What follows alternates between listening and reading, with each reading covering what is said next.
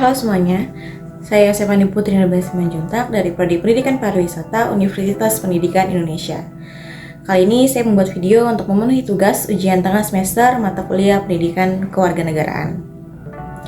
Di sini saya akan membahas mengenai maraknya pelecehan seksual di lingkungan kampus. Saat ini kita menghadapi situasi darurat kekerasan seksual. Ini ada 42 kasus dugaan kekerasan seksual. Perguruan tinggi masih menjadi institusi pendidikan di mana kasus kekerasan seksual paling banyak terjadi. Pelecehan seksual hanya terjadi pada perempuan yang sedang sendiri, di malam hari, di tempat sepi dan berbusana mini. Siapa bilang?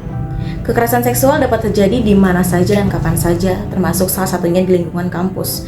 Kampus yang seharusnya menjadi tempat menuntut ilmu yang aman dan nyaman agar mahasiswa dapat belajar secara maksimal, justru menjadi salah satu tempat penyumbang terjadinya kekerasan seksual.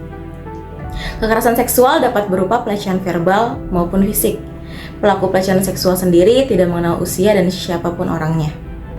Kebanyakan korban kekerasan seksual di lingkungan kampus yaitu perempuan. Ketidakberdayaan dan kelemahan perempuan menjadi celah bagi para pelaku untuk membujuk korban agar menuruti hawa nafsunya. Nyatanya, pelecehan seksual tidak hanya terjadi pada malam hari. Banyak kasus pelecehan seksual yang malah terjadi pada siang hari dan terjadi pada wanita yang pakaiannya bisa terbilang sopan. Data menunjukkan pelecehan seksual paling banyak terjadi di ruang umum, seperti di jalanan, di bis, di angkutan umum, di kampus, di sekolah, dan paling sering terjadi di siang hari. Hampir 91% orang yang melihat pelecehan seksual di depan umum gak tahu harus melakukan apa. Ada metode 5D, ditegur, dialihkan, ditenangkan, dilaporkan, dan direkam. Dan itu sebetulnya hal yang bisa kita lakukan sama-sama kalau kita lihat ada pelecehan seksual di ruang publik. Pelecehan seksual di lingkungan kampus sangat membawa dampak yang serius, dapat mempengaruhi korban secara fisik, emosional, akademis, hingga sosial. Kasus kekerasan seksual. Maraknya kasus kekerasan seksual. Pelecehan seksual di kampus. Salah satu solusi dari permasalahan pelecehan seksual di lingkungan kampus adalah dengan menerapkan kebijakan kampus yang tegas dan transparan. Kampus perlu memiliki kebijakan tanpa toleransi terhadap kasus pelecehan seksual. Kebijakan ini harusnya dijelaskan secara detail, mencakup definisi pelecehan seksual, prosedur pelaporan, dan jenis-jenis sanksi bagi pelaku, baik itu dosen, mahasiswa, ataupun staf. Kebijakan ini juga harus disosialisasikan secara menyeluruh kepada seluruh sivitas akademika, baik dosen, mahasiswa, dan staf.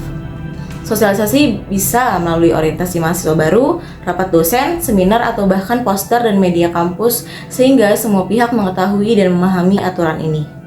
3 dari 5 perempuan mengalami pelecehan seksual sekali dalam hidupnya. Perempuan bukanlah objek seksual, objek pandangan, ataupun objek kekerasan.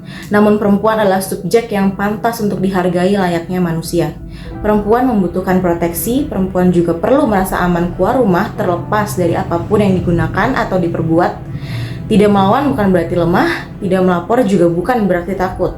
Korban adalah korban. Korban berhak untuk didengar dan dilindungi, bukan dihakimi.